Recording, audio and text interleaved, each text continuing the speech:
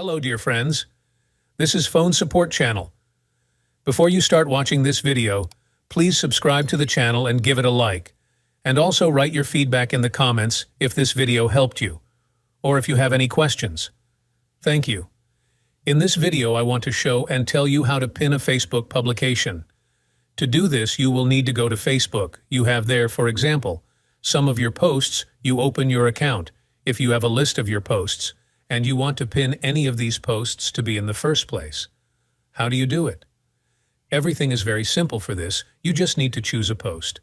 First, go to your profile and then choose a post. And then you click here 3 dots above the post and press the button.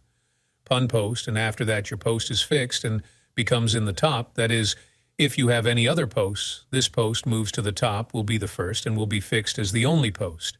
So this is how it all works, nothing complicated. Then if you want to unbind it for this, you click also 3 dots here. Unpin post, and after that your post is unbinded. As you can see, this is a very simple and quick way.